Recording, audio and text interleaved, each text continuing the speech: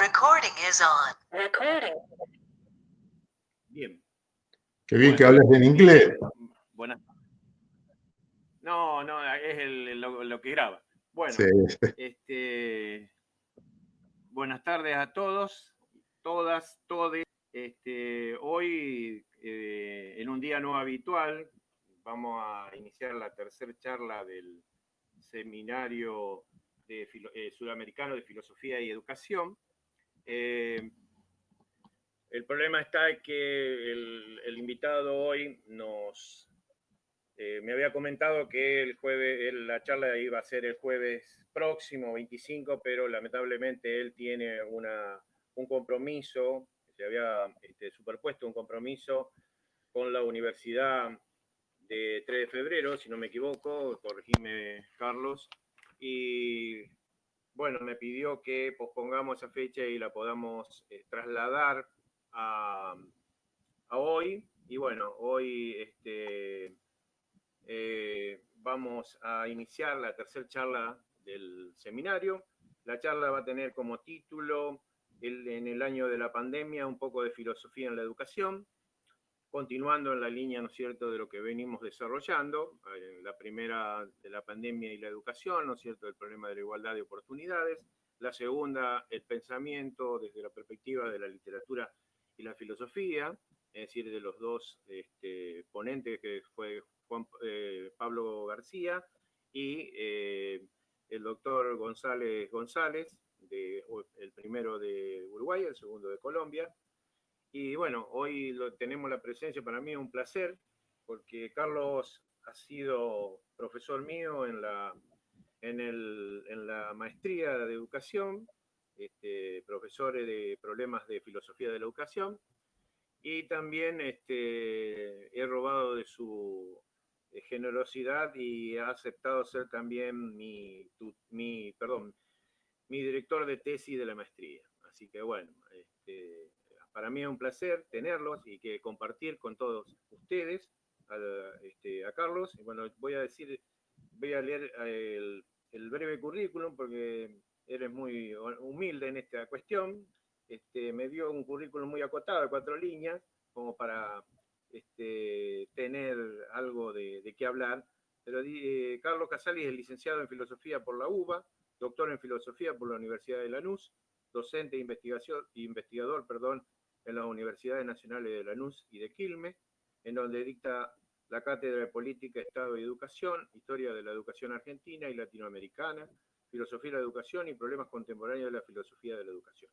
Ha editado distintos libros, también edita artículos especializados en filosofía, y hoy lo tenemos acá para compartir un momento, ¿no es cierto?, de su sapiencia y dialogar para fortalecer toda la formación que desde la Cátedra de Filosofía y Filosofía de la Educación se trata de brindar a los estudiantes en el Instituto número 6 de Coronda y el Instituto número 8 de Guillermo Brown de Santa Fe y la Escuela Normal Superior de la ciudad de Santa Fe.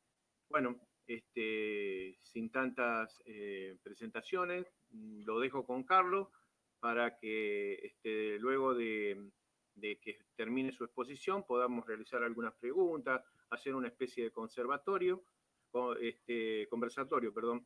para que podamos pensar, ¿no es cierto?, la educación desde la filosofía en este tiempo de pandemia que nos ha puesto de manifiesto ciertas cuestiones que nos hacen reflexionar más profundamente.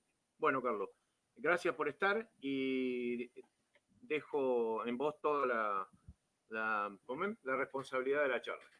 Y después, antes de iniciar, les pido a los estudiantes que puedan levantar la mano, tienen la manito ahí en la imagen en la izquierda, pueden levantar la mano o abren el micrófono para hacer las preguntas. Muy bien, desde ya, muchas gracias a todos y gracias, Carlos, por estar. Bueno, comienzo entonces. Yo no tengo imagen de nadie, ni siquiera tengo la tuya ahora, Roberto, así que no sé cómo me entero si me están escuchando o no. Eh, a ver, confirmame ahora, ¿está saliendo bien mi sonido? Yo te escucho muy bien. No sé si los chicos acá me pueden escribir o si me escriben yo lo veo. Y hoy me dijeron que me escuchaban bien a mí, así que yo calculo que a vos te deben escuchar porque yo lo escucho muy bien. Bueno, perfecto. Entonces confío en que del otro lado hay alguien que está escuchando y que me avisará si las cosas no están saliendo bien. Es bastante raro hablarle a una pantalla, sobre todo para mí que... Che, te interrumpo. Acá me dicen 2, 3, 4, 5, 6, 7 que se escuchan muy bien. Así que estamos. Te escuchan, Perfecto. así que no hay ningún problema. Bueno, vamos entonces. A ver, la idea de todo, de la invitación de Roberto, la propuesta de la invitación de Roberto coincidió justo en un momento en que yo terminaba de escribir un texto para un grupo, una institución a la que pertenezco, de la que soy parte, de Filosofía de la Educación. Así que justo terminaba de elaborar ese texto y le propuse hablar sobre eso a Roberto. Creo que el texto ustedes lo deben tener, eh, así que me limitaré a comentar algunas cosas o a poner sobre la mesa o la pantalla, sería mejor decir en la pantalla, algunas líneas de lo que intento desarrollar ahí como para conversar sobre eso después con ustedes. Eh, Creo que hay dos o tres cosas que habría que aclarar. La primera es esta idea de que la educación hoy empieza a transcurrir en estos entornos virtuales. Eh, Toda la educación, creo, en general. Por suerte, si quieren ustedes, eso no es demasiado novedoso porque la educación en entornos virtuales ya tenía una existencia previa. Por ejemplo, de hecho, en la Universidad de Quilmes, donde también doy clases, buena parte de los cursos son virtuales, así que la pandemia no modificó nada de esas prácticas. Pero sí todo el resto, donde gente que da cursos presenciales o toma cursos presenciales rápidamente tuvo que instalarse en una nueva realidad.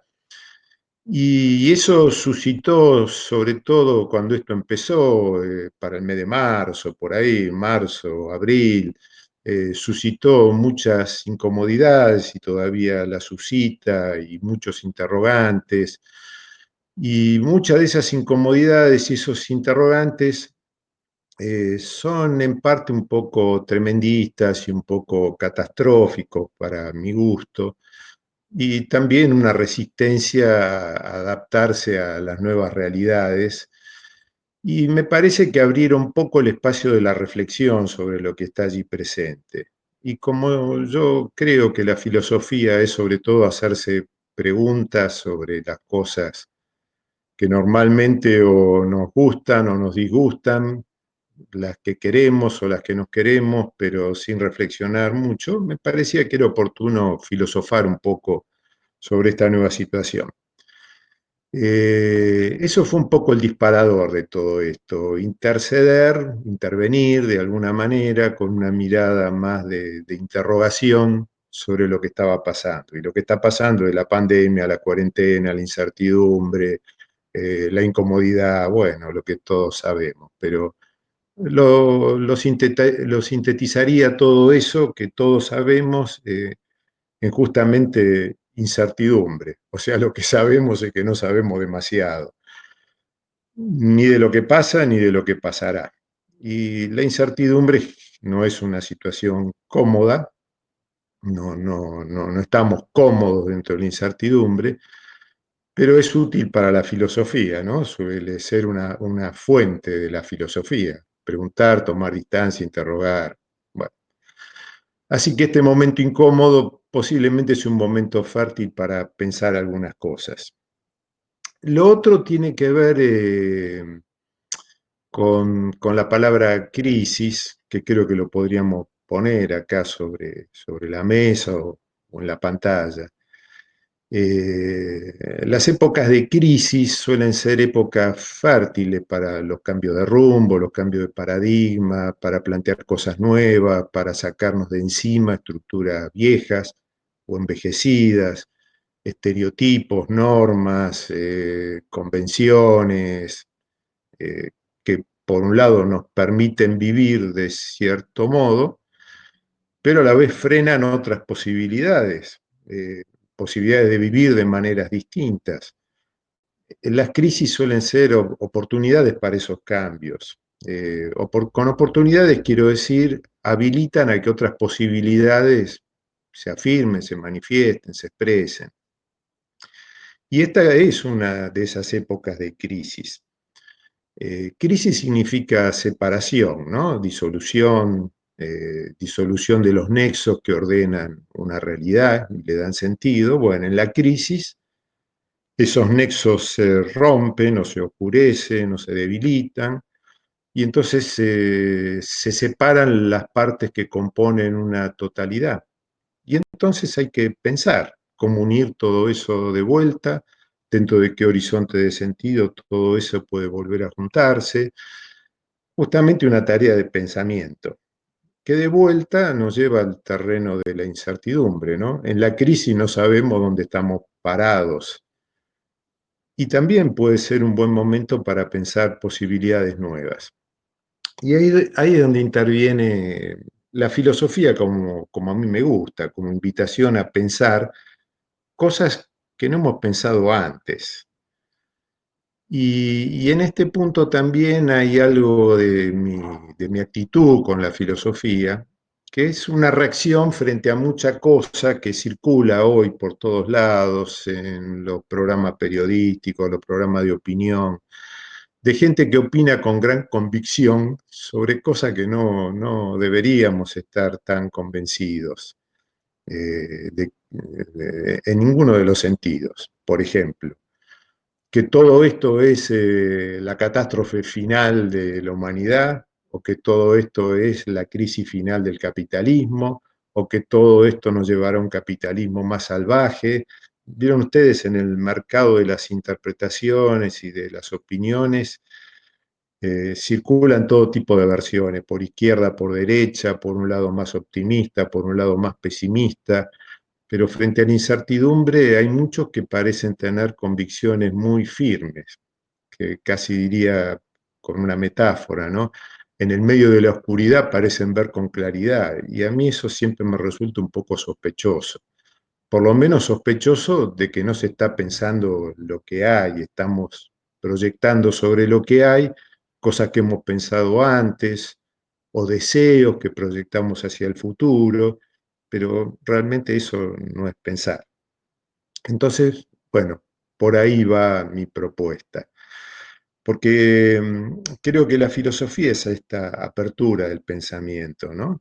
Pero también creo que la educación es lo mismo, porque salvo que uno eduque alrededor de ciertas cosas ya sabidas, de ciertos contenidos que uno los conoce ya y los afirma con mucha convicción y los quiere proyectar sobre el otro para darle forma, salvo que uno tenga esa idea de la educación es un proceso incierto. Los griegos, para lo que nosotros llamamos educación, tenían una palabrita que es interesante, que era paideia, ¿no? Paideia remite a paidos es niño, como en la palabra pediatría, ¿no? Es acerca de las enfermedades del paidos, del niño. Paideia, la palabra que usaban los griegos para lo que nosotros llamamos educación, significa alrededor de la niñez. Sería, digamos, la forma que debe tomar la niñez. Bueno, quedémonos con esa palabrita. Educar, en el sentido de la paideia, como la entendían los griegos, es darle forma a la niñez. Bueno, ¿qué forma debería tener la niñez o podría tener la niñez? Ahí ya tenemos una disyunción. Si uno cree que los niños deben tener cierta forma, entonces como educador, los niños o los adultos, ¿no? Cualquiera que entra en un proceso formativo. Si tenemos esa idea de lo que es la educación, entonces como educadores tenemos la cabeza llena de convicciones y nuestras actitudes inevitablemente serán normativas, autoritarias, dirigistas, disciplinarias. Conocen ustedes, supongo, ese texto de Foucault, de la escuela como institución disciplinaria, ¿no? Manifestación de un poder institucional que le da forma a aquel que quiere formar, una forma dominante, impositiva, imperativa. Si entendemos que la educación es eso, darle una forma a un niño que está en un proceso de formación, ya sabiendo cuál es la forma a la que el niño debe llegar, entonces esa educación se termina transformando justamente en un proceso poco creativo. Transforma como transfiere una forma ya establecida a algo que no la tiene. Pero si uno lo piensa del otro extremo, y la educación es un adquirir forma por parte del niño, ese proceso está lleno de incertidumbres. Y con incertidumbres quiero decir de posibilidades, posibilidades de vida, posibilidades de subjetividad, posibilidades culturales, posibilidades de ser, que habrá que explorar, no imponer, que habrá que explorar para permitir que ese desarrollo se manifieste. Bueno, en ese sentido, las épocas de crisis, en la medida que derrumban certidumbre de todo tipo y estructura de todo tipo, son oportunidades de que posibilidades nuevas se manifiesten. Por supuesto, son posibilidades que nadie garantiza porque no hay estructuras que las sostengan. Son posibilidades que se afirmarán o no se afirmarán según lo que nosotros hagamos en la educación, pero también en la política y en la vida cultural en general. Si yo quisiera llevar todo esto al texto, que no sé si ustedes lo leyeron o tal vez después lo lean, yo jugaba un poco con la idea de un fragmento de Heráclito, que es a la physis, que physis es la palabra griega que nosotros traducimos por naturaleza. A la naturaleza o a la physis le gusta ocultarse. No sé si conocen el pensamiento de Heráclito, pero es uno de los llamados presocráticos. O sea, esos pensadores que están antes de Sócrates, la filosofía de Platón, que es el que nos relata sobre la existencia de este Sócrates. Bueno, este Heráclito es uno de esos pensadores que desarrolló su pensamiento, digamos, unos 100 años antes de Sócrates, en una época donde la comunidad política estaba todavía en gestación, así como después el pensamiento de Sócrates, ¿no? Se suele decir que Heráclito, como pensador presocrático, no es muy claro en lo que formula y habla o escribe de manera aforística. El aforismo no es un término que se pueda aplicar a aquella cultura, no es un término más moderno, más contemporáneo nuestro. Pero digamos que el aforismo es un pensamiento que cabe en una oración. Sería como una sentencia, ¿no? Lo bueno si breve, dos veces bueno. Bueno, esa frase de Heráclito podría ser sentenciosa más o menos como aquella. La fisis, la naturaleza, gusta ocultarse. Vaya uno a sacarle el jugo a esa frase que tiene 3 elementos nada más, naturaleza, gusto y ocultación. Esos pensamientos breves suelen ser interesantes, porque el sentido que tienen tiene que estar contenido ahí, en ese juego de 3 palabras nada más. No se pierde en una larga declaración, en un largo libro de 200 páginas, donde las palabras a veces expresan menos por ser muchas que lo que, que lo que pueden expresar sentencias más breves, ¿no? Entonces, ¿qué es que la naturaleza tiene gusto por ocultarse? ¿Qué es aquello oculto que la naturaleza, la fisis, guarda? A mí me gusta esa frase porque la conecto con otro gusto, el del saber. La frase de Heráclito tiene la palabra philei. La fisis gusta, philei, bueno, cryptestai en griego, ¿no? Ocultarse, puede ser, volver algo cerrarse, críptico. Me quedo con la palabra philei, gusto. Philei es la palabra que está metida ahí en la palabra filosofía. Todos solemos repetir que la filosofía es el amor por el saber. Y lo repetimos, yo creo, sin pensar demasiado lo que estamos diciendo, ¿no? Porque, ¿qué es el amor por el saber? Que yo prefiero ponerlo en ese término griego, philei, como gusto por el saber. ¿Qué es el gusto por el saber? Siempre tengo la impresión de que olvidamos la palabra gusto o la palabra amor, si quieren ustedes, por el saber, y nos quedamos con la palabra saber. Y pensamos que el filósofo es una especie de sabio, entre otras cosas porque los filósofos hablan difícil y escriben tratados muy voluminosos y suponemos que ahí está encerrada cierta sabiduría.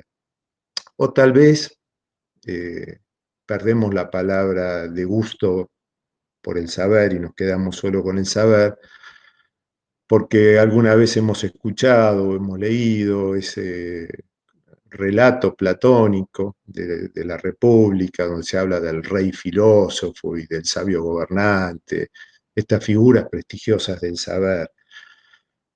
Pero si nos detenemos en la palabra gusto, si nos quedamos en esa primera parte de la palabra filosofía, gusto por el saber, y asociamos ese gusto con el de la naturaleza que gusta ocultarse, y hacemos otra conexión más, disculpen ustedes que les haga conexiones, pero tantas conexiones, pero esta es la última. Si conectamos además que la sabiduría es sabiduría de las cosas, y en el mundo griego las cosas son sobre todo las cosas de la naturaleza, de la fisis, entonces lo que el filósofo gusta saber es aquello que en la naturaleza gusta ocultarse. Y acá tenemos una cosa media rara, un engendro medio raro de la filosofía como un gusto por las cosas, podríamos decir, ocultas. Parece un poco exagerado eso, ¿no? Diría por las cosas que no están a la luz del día, por las cosas que son un poco oscuras, por las cosas que son un poco inciertas, por las cosas que en las crisis no entendemos plenamente.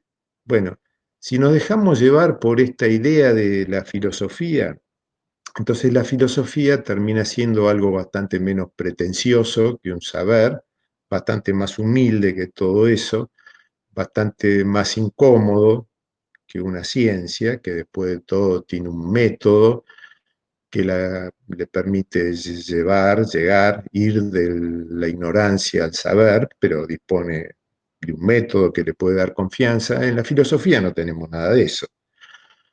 Pero justamente como las cosas humanas en general no son ni muy ciertas ni muy estructuradas, las cosas humanas que tienen que ver con la vida no son ni ciertas ni estructuradas, ni se dejan encerrar dentro de los límites de las normas ni de las instituciones, la filosofía termina estando más ligada a la vida que a ninguna otra cosa.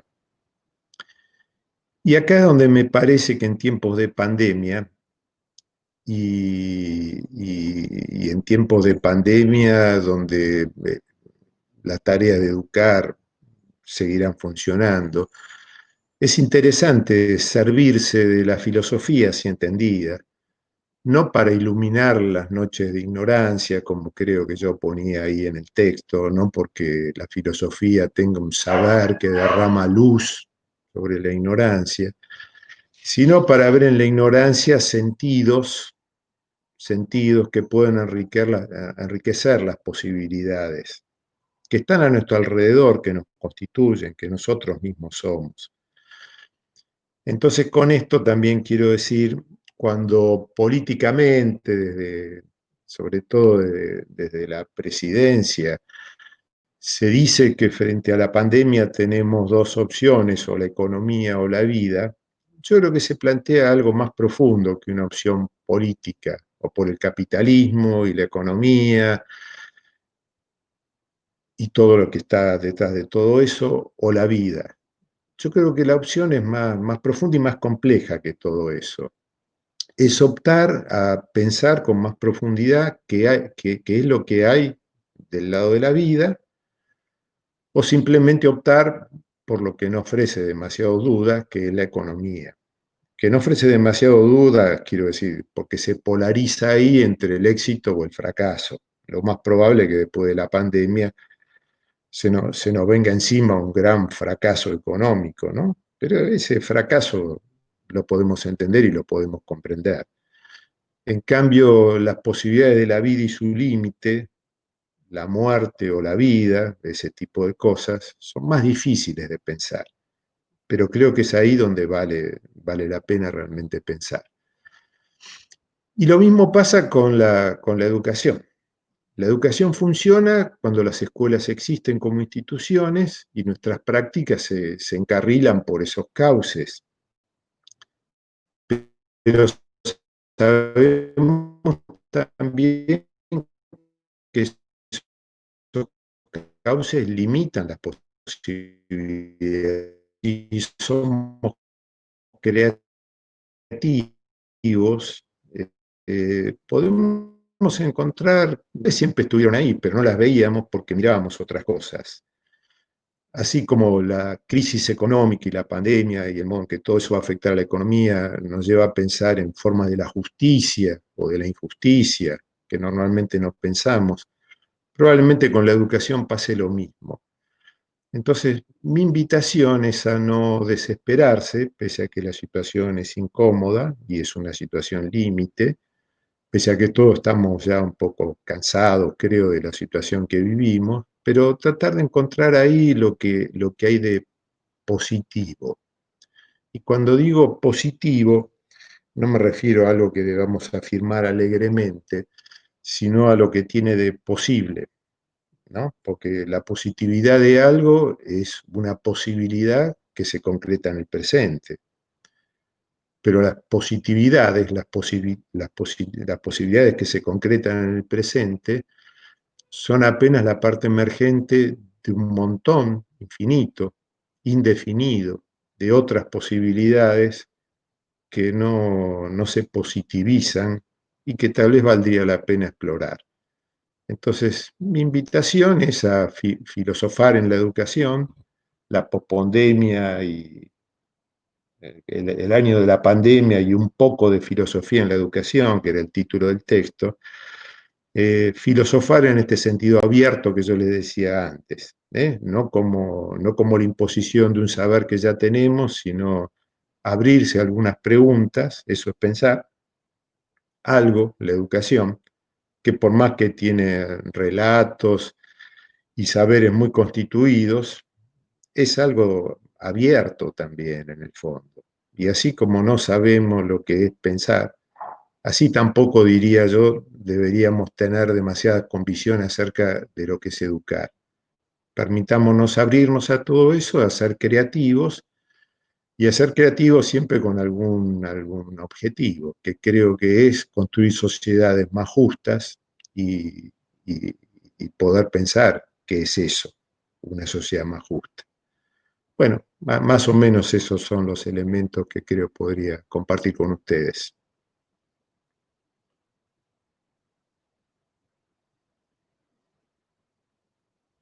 Roberto, ¿estás ahí?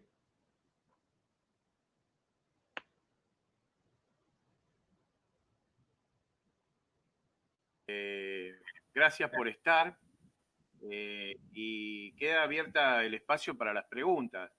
Acá yo tengo una joven, creo que es Laura Peña, una joven colega de de Uruguay, que ya quiere hacer una pregunta. Laura, podés abrir el micrófono. Ya nos conocemos, viste, que hace que... Hola, ¿cómo andan? Bueno, yo el texto... Bien, Ahí te veo. un gusto tenerte otra vez. Gracias. Mi pregunta en relación a las aulas, tanto virtuales como presenciales, es en relación al tema de la muerte y la tristeza, el habilitar el diálogo en relación a estas dos temáticas desde la filosofía. ¿Cómo podrían abarcarse? Muchas gracias. Bueno, ahí espero que me ayuden todos, yo no tengo ninguna respuesta a todo eso. Y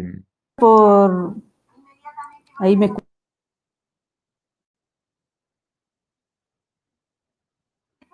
no se te escucha ahí. Me refería en relación a las cifras, porque en los medios de comunicación la muerte es pensado desde cifras. Por eso planteaba el tema de la muerte desde esa perspectiva. ¿Cómo nos acostumbramos a analizar desde las cifras? De tantos Bueno. muertos por país y todo eso, y no desde el concepto de muerte de la filosofía. Por eso preguntaba desde ahí. ¿Cómo el concepto de muerte es en la población pensado desde las pérdidas en cifras? Y cómo darle el giro desde lo filosófico. Sí, bueno, te Claro, digo, ¿hablás, Roberto? Sí, yo creo que Laura está planteando, a ver si no me equivoco, quiero hacer una interpretación, me puedo equivocar, de que la muerte con eso de las cifras se ha economizado, la economía de la muerte estás planteando, creo. Creo que Sí. es así, Laura. ¿Hola, Laura? Sí, es así. Ah, bueno, te interpreté bien entonces. Sí. Creo que es así. Bien, ahí está la cuestión, el gran problema, eso es, que hemos economizado todos los momentos de la vida, hasta el momento más definitivo de nuestro existir. Entonces, ahí está el gran problema, es decir, ahí juega un rol fundamental la filosofía y la cuestión de la muerte, claro que es uno de los temas más profundos de la filosofía. Es decir, y ahí entra en juego la angustia. Cuando se economiza la vida, entra en juego la angustia. No sé si soy claro en eso, Carlos, ayúdame, porque ya creo que la angustia me permite pensar el sentido de la vida. Ahí sería interesante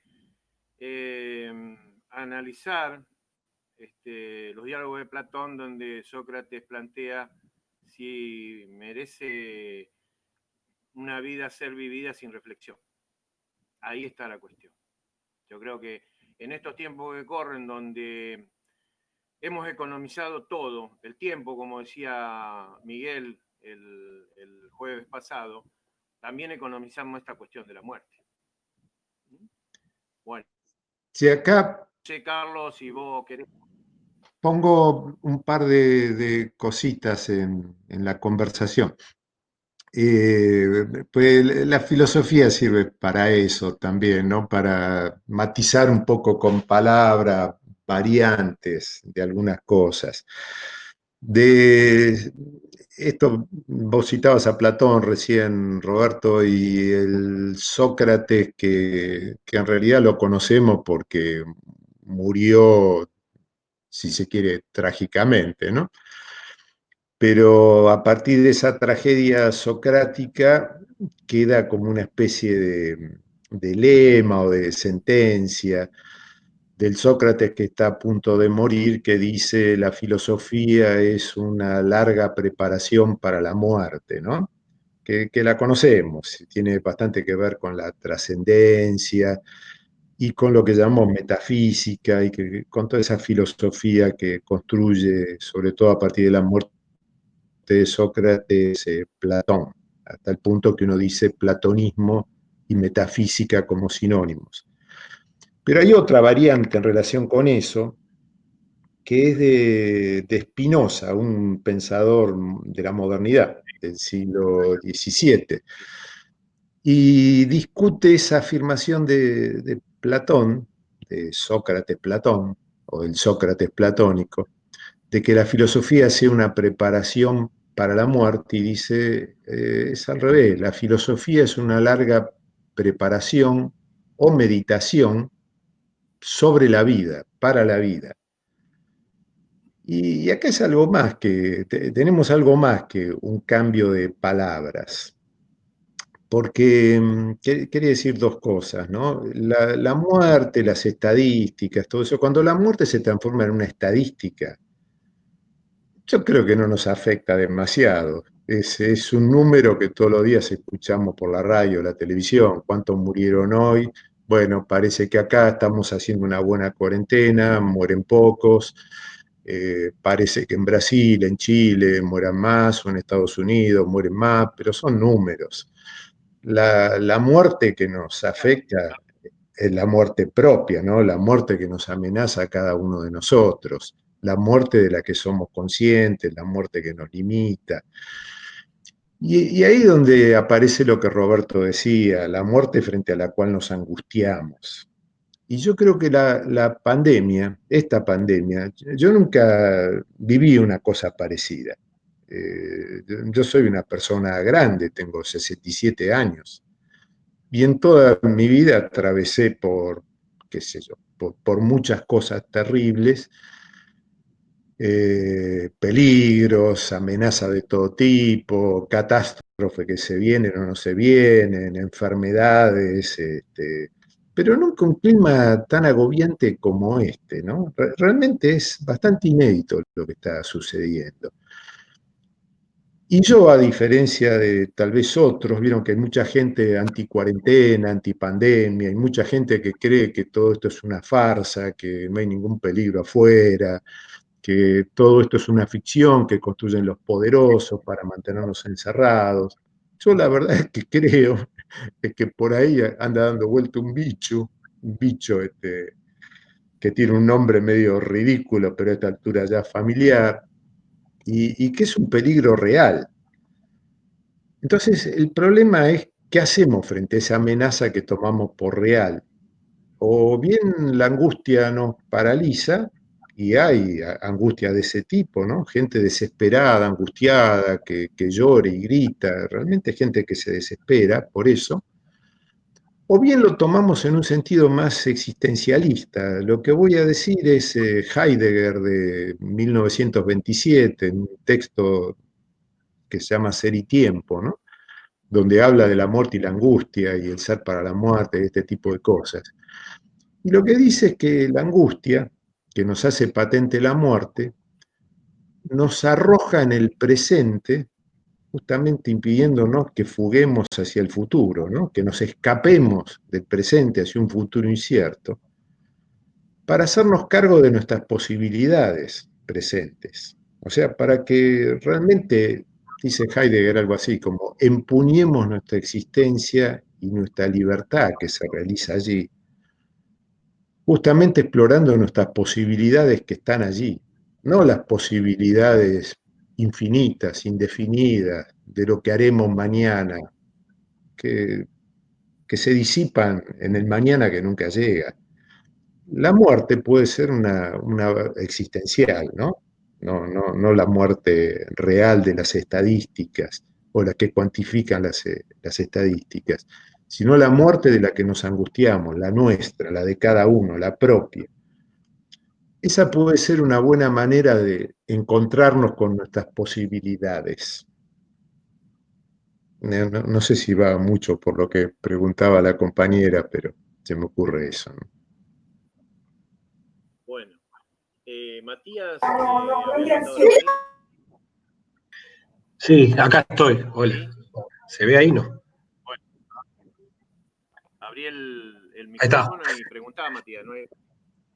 ¿Qué tal? Sí, bueno, en realidad es un poco una pregunta, un poco una expectativa, digamos. Por ahí habíamos hablado en el primer encuentro esta cuestión del docente sobrecargado de horas, que le falta el tiempo, ¿no? Para capacitación. En el encuentro pasado hablamos de esta cuestión de que el faltante de tiempo para pensar, ¿no? El docente que por ahí, usar esos momentos que tenemos que darnos todos para pensar. Y hoy en día, con esta cuestión de repensar la educación, mi pregunta es si habrá una posibilidad de ganar esos espacios que un poco quedaron en evidencia por ahí en este desempeño virtual, que por ahí a veces no es necesario tanta carga horaria, que inclusive los que cursamos nos damos cuenta que a veces la carga horaria es excesiva y se llenan espacios con pérdida de tiempo, digamos. Puede ser que salgamos con un sistema educativo, ¿hay alguna posibilidad que salgamos con un sistema educativo que haga foco en estas cuestiones? O sea, sacar algo positivo en cuanto al tiempo y en cuanto al sistema que veníamos teniendo, más allá de que tuvo sus falencias ahora, y de alguna manera se logró sobrellevar, ¿no? No sé si compensar o mantener, sobrellevar. No sé si fui claro. Yo creo que sí, y lo que vos planteás me parece que es algo que yo intento pensar también. Eh, no creo que si el futuro vamos a vivir de esta manera, cada uno encerrado y comunicándose así, de modo virtual, no creo que esa sea una vida digna, ¿no? Pero me parece que las posibilidades que ofrece esto tal vez enriquezcan después una relación presencial y ciertos contenidos se puedan transmitir por estos medios y usemos el espacio presencial y la relación cara a cara para hacer otras cosas, para profundizar de otra manera en los temas, pero probablemente no para transmitir información. Vieron, todo tiene en el tiempo tiene su desarrollo, ¿no? Pero cuando yo era niño, había pizarrones y tiza en todos lados, y había docentes, me acuerdo, que escribían las cosas que estaban en los libros, las escribían en el pizarrón, es que llenaban los pizarrones con cosas que estaban en los libros. Bueno, hoy creo que nadie haría una cosa así, ¿no? Sin embargo, damos ¿Quién lo hace, no? explicaciones. ¿Sí? ¿Sí? Hoy lo hacen también, ¿eh? No te hagas problema, hoy lo hacen también, ¿eh? Si transitas la hora de los institutos, lo vas a ver, ¿eh? No te creas, ¿eh?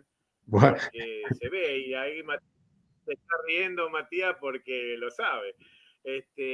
Bueno, esas son las cuestiones que debemos repensar. Pero ahí está, es decir, este encuentro, si nos ponemos a ver, tal vez no hay contenido o hay mucho contenido que se desarrollan en las distintas cátedras. Y esto es un conversatorio donde se genera conocimiento, es decir, todos estamos generando conocimiento, es decir, desde los docentes, desde los estudiantes, entonces, desde la perspectiva también estamos educando, aunque no se vea con la mirada de que haya un expositor y los otros escuchan y asientan, ¿no es cierto? Y después preguntan sobre lo que ya el ponente sabe que tiene que contestar. No, la idea es que construyamos conocimiento, aprender aprendiendo, es esta la relación que creo que hemos pensado este seminario en esa visión. Por eso, pero vos decís, todavía no, pero yo lo visualizo y veo los pizarrones, todavía hay pizarrones, y un día de esto te voy a mandar fotos de una investigación que estoy haciendo donde los pizarrones son fieles reflejos de los libros de textos en las escuelas primarias, en las escuelas secundarias. Entonces, los pizarrones son un registro de una narrativa, ¿no es cierto?, de un proceso formativo. Y ese proceso formativo se continúa.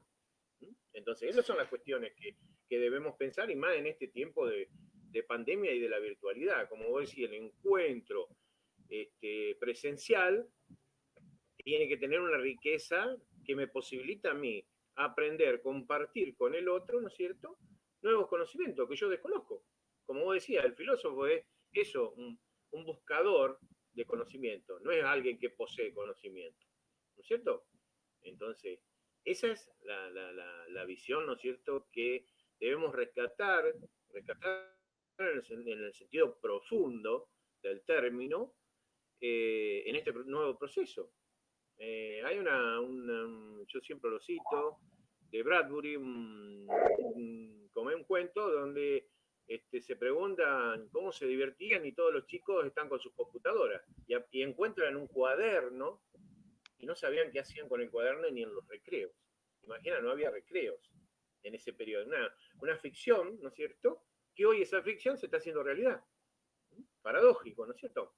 Entonces, yo creo que este tiempo de pandemia ha puesto, ¿no es cierto? Primero le ha pegado una cachetada enorme a la ciencia, ¿no es cierto? Al sistema de poder y casualmente a la educación. Entonces, ahí nos ha sacudido tremendo, ¿no es cierto? Es como releer el segundo apólogo chino de Marechal, ¿no es cierto? Esa sacudida que yo se lo recomiendo a los estudiantes, esa sacudida que pega el maestro. Así que bueno, a esta vez nos sacudió a todos. Es así, Bueno, sí. perdón la interrupción, Carlos. No, no, al contrario, todo suma Bien. acá. Sí, una de las cosas que sorprende bastante en estos días es que la ciencia, la infectología, digamos, que es la ciencia que parece saber de estas cosas, lo que nos dice todos los días es que no saben de qué se trata. Parece filosofía pura Sí, esto, ¿no? si no sabemos cómo se comporta, todos los días se comporta distinto, ¿viste? Viste que dicen que es una guerra, pero es una guerra desigual, ¿viste? Cuando en la estrategia militar, y a mí me enchufaron de chiquito cuando iba al colegio militar, y después me echaron por ser revoltoso, por estudiar filosofía, nos enseñaron la estrategia militar, y vos sabés que hay un enemigo visible del otro lado. Y acá el enemigo no sabe cómo se comporta, todos los días cambia, parece, viste, la guerra de guerrilla de los vietnamitas, ¿viste? Hoy estaban acá abajo, mañana estaban arriba del árbol. Y la ciencia, ¿viste? Está descolocada. Hoy te dicen, usar el barbijo, mañana no usé el barbijo. Y uno, ¿viste? No sabe dónde ir. La distancia de 1 metro, uno te dicen 2 metros, uno 50, que la saliva alcanza tanto. Bueno, esas son las paradojas, ¿viste? Y eso que en la realidad, y fíjate que vos dijiste hoy, que la ciencia tiene un método, un camino a seguir. Y ese camino a seguir se les ha puesto sinuoso. Y me parece que no tienen las cubiertas adecuadas para el camino sinuoso. Nosotros estamos acostumbrados desde la filosofía a andar por caminos sinuosos. Es decir, siempre por bifurcaciones. Es decir, nos metemos acá, nos metemos allá. En cambio, la ciencia, siempre un camino para llegar a concretar, ¿no es cierto?, el objetivo. Nosotros buscamos, ¿no es cierto?, somos más andariegos que llegadores de finales. Entonces, esas son las cosas, como dice Donata, yo siempre cito a Donata, que lo más importante no es llegar, sino viajar. Sí, Y eso es filosofía pura, ¿no es cierto? Es así. Es así, pero bueno. Bueno, a ver, alguien más que pueda preguntar, porque si no es un monólogo de Carlos y mío. Porque interesante que pregunten, que aporten, sin miedo, porque acá la idea es que todas las preguntas son pertinentes, aunque sean impertinentes, son pertinentes. Porque si no, como decía hoy Carlos, si es muy claro, entendieron todo y no entendieron nada, porque pasa lo mismo, quedó claro, sí, quedó claro, vieron, asentimos con la cabeza, como los viejos perritos en mi infancia, en los Falcon, viste, que hacían con la cabecita, sentían así con la cabecita, pero después le pregunté y no saben de qué hablamos. Pero ya que no veo ninguna manito que quiera preguntar, yo te voy a preguntar, Carlos, algo que me quedó ahí muy interesante y que lo hemos charlado a veces en un encuentro, que las crisis, que esto es cuyano, ¿no es cierto?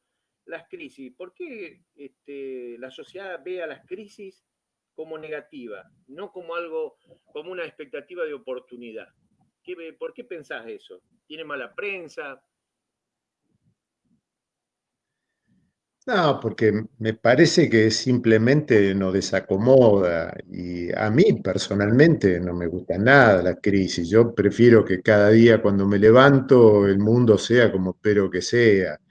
que los encuentros sucedan a la hora que tienen que suceder, que si voy a un lugar, el lugar exista, que las estructuras se mantengan para que la vida sea cómoda en la medida que se acomode a lo que tengo previsto. Si todo eso entra en crisis, yo ya no sé dónde estoy parado, ¿no? Bueno, pero eso es lo que a mí me resulta cómodo y si querés vos, lo que yo espero que suceda por comodidad. Pero también ahí sucede que la rutina acontece, que las cosas que están mal seguirán estando mal eternamente y que no se abren oportunidades de los cambios, ¿no? De que las cosas cambien. Y la verdad, también sucede que si todo sucede de manera monótona y repetitiva, no hay nada que pensar. Es cuestión de ver y administrar. Para eso está la información, la estadística, la matemática. Fíjense, la matemática en ese sentido es interesante, ¿no? Eh, Creo que está en el texto, sí, me parece en el texto que ustedes tienen. Matemática es una palabra griega de mátesis. Mátesis es el saber ya sabido. La matemática es un saber sólido porque en la matemática ya está todo sabido.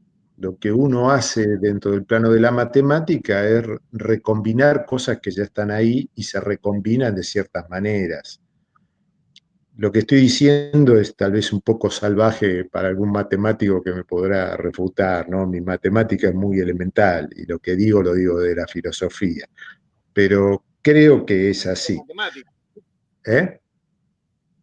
Hay mucho estudiante de matemática.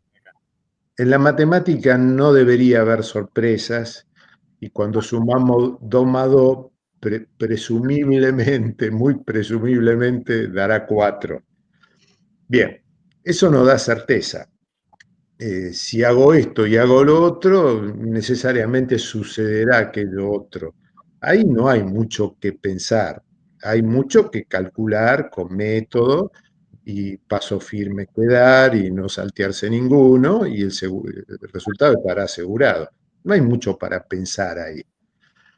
A mí eso me desespera precisamente, eso que le da tranquilidad a los que no se dedican a la filosofía, a mí realmente me desespera, que las cosas sean de una manera y no puedan ser de otra, que 2 más 2 sean 4, me parece bárbaro, ¿no? Pero no me da para pensar nada. En cambio, la pandemia, la crisis, las cosas que nos preguntamos ahora, la muerte estadística, la muerte propia, ¿para qué educamos? Si es lo mismo educar en el espacio institucionalizado del aula o en los entornos virtuales. Todas estas cosas que nos podemos preguntar y que dan que pensar, no le voy a decir que me da alegría, ¿no? Pero me permiten justamente pensar. Y bueno, como me gusta hacer eso, por eso me dedico a la filosofía. Pero al margen del gusto profesional que uno puede tener por hacer esas cosas, yo creo que al sistema educativo, a los docentes en general, una dosis de filosofía les viene bien, les vendría bien y les viene bien. Abandonar algunas de las convicciones que tienen, hacerse algunas preguntas, no limitarse a transmitir información. Para eso están los libros, no hace falta escribir en los pizarrones. Pero además de los libros, hoy tenemos estos entornos virtuales. La información está en otro lado, no hace falta que la pongamos en el espacio del aula. En el espacio del aula es interesante pensar qué hacemos con esa información, qué sentido le damos, para qué nos sirve, qué matices podemos encontrar ahí. Yo creo que un poquito de filosofía en la educación, no digo que los educadores deban ser filósofos, porque si no, probablemente nadie aprendería nada y estaríamos todo el día empezando de cero a andar un camino, ¿no? No quiero llegar tan lejos como eso, pero sí un poquito de actitud filosófica. Yo quiero, Carlos, mirá, leer algo que han escrito Emanuel y Florencia, que me pareció muy interesante. por eso no preguntaron, pero aportaron acá y me parece valiosísimo el aporte que ellos hacen acá en el chat. Dice, esta pandemia puede hacernos valorar más lo que antes nos parecía cotidiano y tedioso, como cursar largas horas o compartir momentos junto a compañeros y docentes. Valorar la vida de otra manera, e incluso los actos sociales más pequeños. Fíjate, esto es lo que plantea Manuel. Y Florencia plantea sobre la cuestión de la crisis. Dice, la pregunta es muy interesante con respecto a la crisis, porque esto que estamos pasando es una crisis y como resultado podemos llegar a tener un resultado fructuoso o cómo aprender a valorar cosas desde otra perspectiva. Puede tener una doble mirada o estoy equivocada, ¿cierto? Y sí, puede tener una doble mirada, pero lo interesante tanto de Manuel como Florencia es esa actitud hacia el pensamiento, es decir, una actitud filosófica, y es lo que vos planteás, y ellos van a ser futuros docentes, y esa actitud la tienen siendo estudiantes en formación, creo que la van a seguir teniendo cuando ya sean docentes. Es decir, yo sigo sosteniendo que los chicos que ya están en este proceso ya son docentes, porque si vos te pusiste a estudiar docencia es porque crees que es tu pasión, tu decisión, es decir, aunque no tengas el papelito que diga soy docente, asesino de inteligencia, no soy docente. Sí, en este proceso creo que es fundamental, ¿no es cierto?, que pensemos desde acá, porque cuando no está el ejercicio, viste que el cerebro es como un músculo y si el músculo no se ejercita, se atrofia. Entonces hay que movilizarlo. Entonces, si empezamos desde acá, desde este proceso formativo, yo creo que esa actitud filosófica va a ir creciendo, va a ir alimentándose, enriqueciéndose, con el encuentro. Y eso va a ser traslativo a sus futuros estudiantes. Sí, yo creo que es así. En ese sentido, tal vez los jóvenes, y cuando digo los jóvenes, por ahí son los que vienen siendo jóvenes desde hace unos cuantos años, ¿no? Se acerquen a la docencia o a la vocación docente por motivos bastante distintos a los que podían haber sido los motivos que llevaron a la docencia, a los maestros que, hablo de mí acá, que yo tuve cuando iba a la escuela primaria, a fines de los 50, comienzo de los años 60. ¿Qué es esto, no? ¿Por qué alguien tiene la vocación de enseñar a otro? ¿Qué vocación es esa? En mi caso, creo que la vocación es compartir con otro el mismo gusto por filosofar. No importa si es filosofía o es historia o es literatura, eh, podrían ser distintos los temas, ¿no? Pero también pudiera ser que uno se acerque a la docencia porque le gusta ejercer una autoridad sobre los demás. O sea, un poco la idea del maestro Ciruela, que no sé si sigue existiendo hoy en las aulas, ¿no? Pero por lo menos cuando yo era niño y iba a la escuela estaba llena de maestras o maestros Ciruela, que enseñaban poco y mandaban mucho. Bueno, esas probablemente si existen todavía son cosas que habría que revisar o habría que abandonar un poco, ¿no? No sé si por la crisis o por lo que fuera, pero habría que aprovechar la crisis para terminar con esos resabios de autoritarismo pedagógico, si quieren ustedes. Porque el problema de todo eso es no solo que hay una cuestión ética ahí de ejercicio indebido de la autoridad, el problema es que no hay ninguna relación con el saber, ninguna relación con el conocimiento.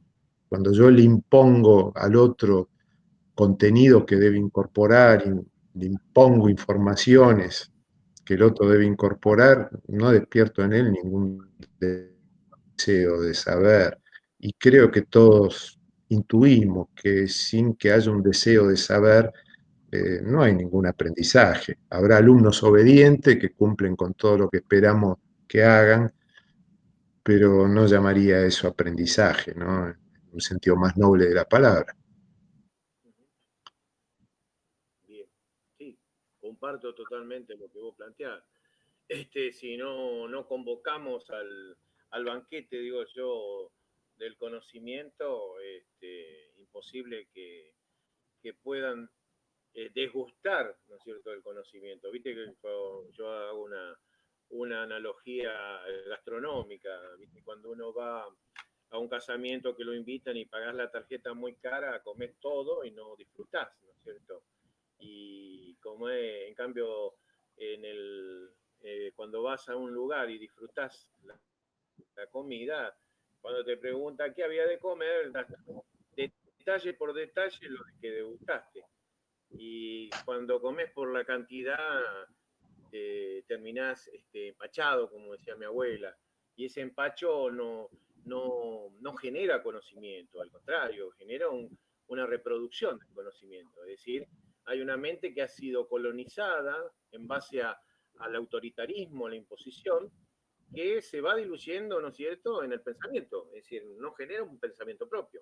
Es decir, el conocimiento nosotros, como vos planteabas, lo presentamos, lo compartimos, y es una invitación a pensar, como vos decías bien. Esa invitación a pensar nos interpela tanto a nosotros como docentes y al mismo conocimiento. Entonces, ese encuentro es muy valioso porque podemos producir nuevos conocimientos. Tal vez no sean reconocidos académicamente, pero tengan un sentido humano, ¿no es cierto?, que posibilita interpretar la vida de otra manera. Sí, creo que es así. No, Yo no sé si creo también que para pensar hace falta ser creativo, ¿no? Pero la creatividad no es algo que se aprenda ni se transmita. No sé si se puede enseñar. Creo que la creatividad se puede fomentar o se puede permitir.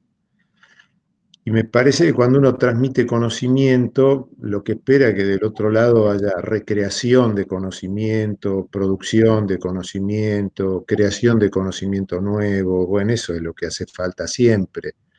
El mundo cambia, los tiempos cambian, hace falta acercarse con categorías nuevas para aprender todo eso, para pensar todo eso. Pero eso a su vez no se puede transmitir. A mí me gustaría, yo mismo me gustaría ser más creativo de lo que soy. La gente con la que doy clase, mis alumnos, me gustaría que fueran muy creativos, pero yo no puedo esperar que todo el mundo sea creativo en el sentido de que el resultado de la enseñanza sea la creatividad. Pero sí debo permitir esa creatividad, fomentarla. Algunos lo hacen con más éxito, con menos éxito. Bueno, cada uno lo hace con los recursos que puede, que tiene a su alcance, ¿no? Pero yo creo que la cosa va por ahí. Evitar los procesos sí, repetitivos de transmitir contenidos que ya están estereotipados, envasados por algún lado, que en el fondo no le importan a nadie. Evitar eso y promover la apertura hacia conocimientos que sean relevantes para cada uno, para el momento, para la generación, para la generación de la que se trate, para las circunstancias en que uno vaya a actuar, para el mundo que uno quiere construir. Me parece que se trata de eso. Es bastante simple, ¿no? Bastante simple de decir, bastante difícil de hacer. sí, sí, es como vos escuchás, a veces tenemos que formar alumnos críticos, transformadores de la realidad. Si yo lo transformo, la idea nuestra es una proposición, de ahí que lo transforme, está en él transformarse, porque si yo lo transformo lo puedo terminar formateando y hacer pensar lo que yo quiero que piense. Dice. Ese es uno de los grandes problemas. Es decir, ser crítico es como nosotros le damos los elementos, el conocimiento, el encuentro, y él de ahí podrá ser crítico o no. Y ahí está la creatividad que vos planteabas. Yo creo que la creatividad genera eso, ser crítico. Ser creativo está ligado a ser crítico, pero de ahí estamos, yo estoy lejos de formar alumnos críticos transformadores de la realidad. Considero que humildemente puedo comunicar conocimiento, aportarle conocimiento y pensar ese conocimiento, ¿no es cierto?, para ver la realidad de otra perspectiva. Es decir, Ese es creo el que todos punto. los que transitamos el ámbito filosófico planteamos esta cuestión. Este, el problema radica en cómo se comunica en otras disciplinas donde, como vos decías, hay certeza. Nosotros vivimos la incertidumbre. Aunque nos preocupe todo, estamos en la incertidumbre, es decir, pensar constantemente sobre esto, sobre aquello, es como estar en un terreno fangoso, pero ya nos gusta a los que andamos, deambulamos en la búsqueda de esencias, nos gusta transitar eso, embarrarnos, ¿no es cierto? No tenemos caminos seguros, sino bifurcaciones. Entonces, yo creo, y más en este tiempo de crisis, como decía Florencia, es fundamental, ¿no es cierto?, que esas crisis nos ayuden a pensar. A pesar de que me molesta la crisis, y a mí me gustaría levantarme temprano, hacer esto, aquello, ya tener planificado, o que la clase salga así, que no aparezca una pregunta impertinente que es pertinente, pero es fundamental, ¿no es cierto?, ese encuentro. Yo creo que la educación es una posibilidad para seguir construyendo la humanidad. Es decir, los seres humanos pasamos de homínido a humanos, ¿no es cierto? Y esa humanidad se desarrolla con la educación. Y yo creo que la educación es el proceso que genera mayor humanidad. Entonces, ¿Sí? fíjate vos que estamos viendo una pandemia donde había ya una pandemia de escasa humanidad. Es decir, a esta humanidad, ¿no es cierto?, tan deteriorada, le hace falta más humanidad. Entonces, yo creo que la filosofía y este encuentro puede aportar eso. Eh, Sería una especie de vitamina H del espíritu. Es decir, dar un poquito más de humanidad es tan deteriorada, el cual va a ser reiterativo. La deteriorada humanidad, ¿no es cierto?, no es que la puso en evidencia la pandemia, ya estaba el deterioro. Es como la crisis global de la naturaleza, ya estaba eso. Simplemente vino a manifestar esa cuestión, ¿no es cierto? O la pobreza. Esa cuestión la manifiesta, ya estaba, nada más que estaba ocultada y la pandemia lo pone a la luz. La pobreza también, ya estaba y se pone a la luz. La educación también tenía sus problemas, la pandemia lo pone a la luz. ¿Nos pone qué? En crisis. Entonces, las crisis, como decía Push, dan que pensar, es decir, es el momento justo para empezar a filosofar. Es así. Es ¿Sí? decir, eso es decir, y ahí está nuestra tarea, es decir, hacer pensar desde todas las disciplinas. No es que la filosofía hace pensar a todo, no. Es decir, que el docente tenga actitud filosófica, pienso desde mi humilde perspectiva, que ayudaría a repensar cómo, ¿no es cierto?, plantear la disciplina que estoy dando. Es decir, hacer filosofía de la educación, como vos planteabas, ¿no es cierto?, hoy. Es decir, un poco de filosofía en nuestra actitud cotidiana de estar frente a la clase. Viste que vos dijiste, estoy frente a una pantalla y no sé qué hay del otro lado. La pantalla nos inhibe, porque los seres humanos necesitamos del otro, es decir, el rostro del otro, que nos interpela, que nos acaricia, porque fundamentalmente si no hay otro, ¿qué sentido tiene el conocimiento? Porque si no me convertiría en un erudito y simplemente caigo en una soberbia intelectual marcando las diferencias. Entonces, yo creo que la filosofía es esa especie de humildad, ¿no es cierto?, que nos ayuda a ser más ignorantes todos los días para seguir aprendiendo. Es así. Sí, el tema de la pantalla es una cosa curiosa para todos los que dan clase o hayan dado clase alguna vez, ¿no? Pues pasa algo raro cuando uno se para frente a un aula y del otro lado hay alguien escuchando, ¿no? A veces poco, a veces muchos. Hay aulas muy multitudinarias. Pero aun cuando sean muchísimos los que están del otro lado, siempre uno ve el rostro del otro y cuando uno habla como dando una clase, ¿no? Dando clase como docente, Cuando uno habla, mira la cara que el otro pone, de aprobación o de reprobación, de comprensión o de incomprensión, de gusto o de disgusto. Y lo que uno va diciendo finalmente depende de las reacciones del otro, de la recepción en el otro. Pero cuando uno está hablando así, una pantalla, falta bastante de ese feedback, ¿no? Entonces hay algo medio raro en ese efecto. Pero no deja de ser también un efecto de intercambio, porque yo no les veo la cara a ustedes, pero escucho cuando hablan y reconfiguro, repongo una cierta imagen de la recepción que hay del otro lado. Menos rica, creo yo, más pobre, ¿no? Porque si hay un otro ahí presente, eso tiene mucha mayor riqueza, eso por supuesto. En fin, una cosa Acá dice que que quería agregar, que me la acordé recién, al comienzo hablé de Heráclito, ¿no? Y esta cosa de sentencia, sentenciosa de Heráclito, de la naturaleza gusta ocultarse. Hay otro fragmento de Heráclito, o sea, de Heráclito quedan fragmentos probablemente porque si escribió alguna obra entera, solo quedaron pedazos citados por otros autores, ¿no? Así que probablemente decimos los fragmentos porque es lo que nos quedó, o probablemente el tipo escribía así, pensaba de esa manera breve. Hay otra frase que es muy interesante para lo que estábamos charlando recién, que es, quien no espera lo inesperado, nunca lo encontrará. Es una especie de paradoja, ¿no? Quien no espera lo inesperado, nunca lo encontrará. ¿Cómo se espera lo inesperado? Porque si uno lo espera, no es inesperado, ¿no?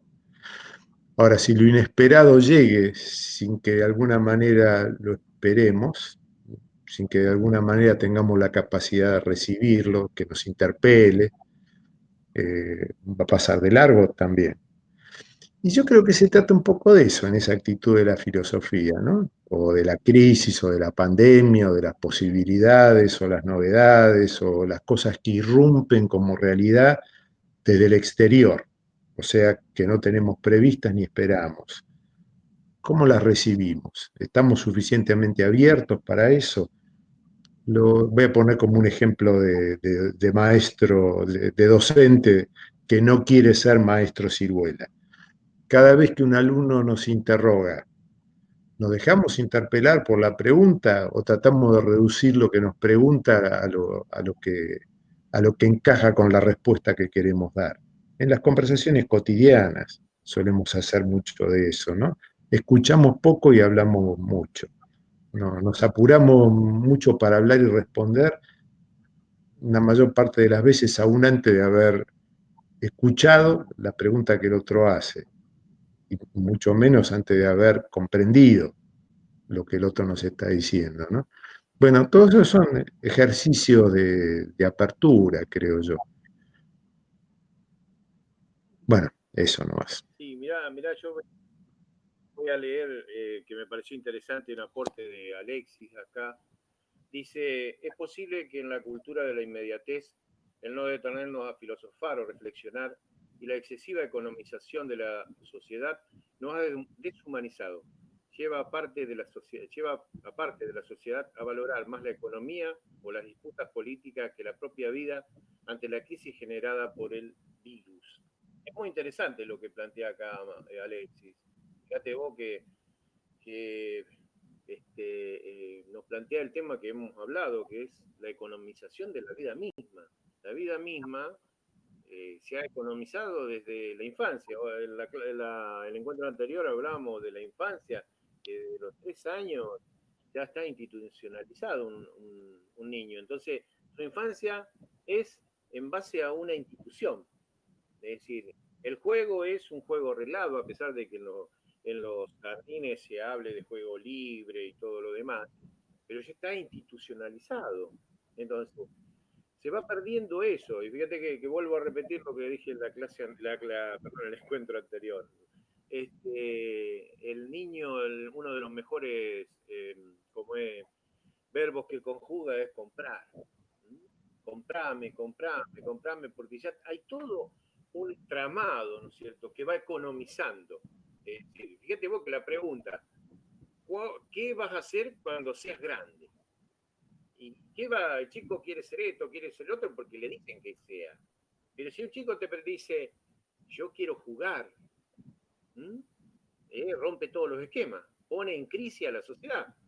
Y lo llevamos después a los especialistas, lo medicamos porque rompió con una estructura, porque parece que no quiere ser nada. Él quiere jugar, quiere vivir, quiere cantar, quiere saltar. Es decir, quiere ser niño. Es decir, esas son las cuestiones que se ponen en juego hoy.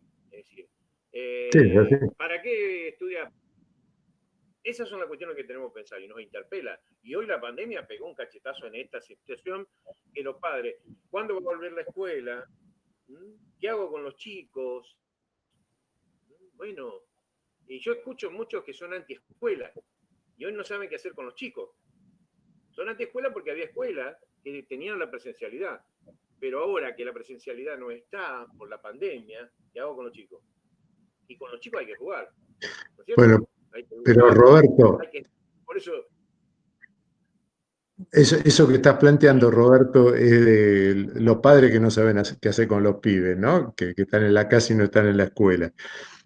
Pero es más contradictorio con mucho pedagogo y mucho docente que dicen que se la pasaron diciendo que la escuela era una institución disciplinaria y ahora que las escuelas están cerradas, miran con nostalgia, quieren volver con nostalgia a la escuela disciplinaria, ¿no? sí, es lo que yo siempre le digo a mis estudiantes, que no pierdan esa criticidad a veces de los encuentros y de la clase, porque después cuando ingresan al sistema, el sistema los reconvierte. Es decir, los convierte en burócratas administrativos. Es decir, ¿qué pasó en ese interín? Yo digo que hay un portal electromagnético biológico que vos entras a una institución y te transformó. Antes venía con tantas ganas de transformar y pasa algo fundamental. Ya te vas a cansar, escuchamos decir en la sala de profesores. Porque es joven. No, porque es joven, miren con esto, pero ya se va a cansar. Bueno, no se tiene que cansar. Entonces, y eso es lo que yo siempre sostengo a los estudiantes, que no se deben cansar. Es decir, tienen que generar, ¿no es cierto?, esa predisposición de estudio, de revolución que traen en la formación inicial continuamente. Es decir, esa actitud filosófica frente a poner en evidencia, poner en crisis, a pesar que no nos guste, pero si tenemos actitud filosófica, las crisis, ¿no es cierto?, son fundamentales. Fíjate vos que la filosofía nace en un momento que se pone en crisis, una sociedad. Así que bueno. Es así. Bien, ¿alguna preguntita más para ir cerrando? Porque hoy estuvimos muy interesante el debate porque hemos abarcado una extensión horaria muy, muy rica. Es decir, cuando me da placer escuchar a los estudiantes, a los que nos acompañan, colegas que están del otro lado también, que tenemos colegas de otro país, de esta mirada sudamericana, es decir, más amplia, una mirada más amplia, te da ganas de seguir trabajando cada vez más. Bueno, agradecerte, Carlos, tu predisposición a trabajar en este encuentro, a brindar tu conocimiento y agradecerle a los participantes ese momento de estar. Y creo que es fundamental el estar, a pesar de que nos divida una pantalla, es una caricia el encontrarnos, a pesar de que sean letras que veamos en las pantallitas, algunas imágenes se ven, aunque la mía no está porque yo estoy filmando casualmente las pantallas para que quede grabado, pero sé que están. Y el estar, ¿no es cierto?, va construyendo más humanidad, nos va engrandeciendo como seres humanos. No es que somos ni mejores ni peores, sino nos va enriqueciendo porque es compartir miradas para que generar un mundo más vivible. Bueno, no sé si vos querés decir algo así, Sí, ya cerramos. bueno, gracias. Gracias a vos, Roberto, por la invitación y a los que parece que estaban allí presentes, aunque no los veo, pero algunos los escuché y los vi un poco. Bueno, esperemos tener encuentros que sean un poco más, menos distanciados por la tecnología alguna vez y que esa vez nos llegue, que nos llegue más o menos pronto. Así que, bueno, gracias una vez más por haberme permitido estar con ustedes un tiempito. Buenas noches a todos. Bueno, gracias, Carlos. Gracias a vos y gracias a todos los que me acompañan en esta aventura del conocimiento. Muchísimas gracias y los invito para el próximo encuentro con el doctor Manosalva, que nos va a hablar casualmente de el otro. Así que bueno, espero, no es este jueves, sino el otro jueves, creo que es 27, 28, no me acuerdo bien.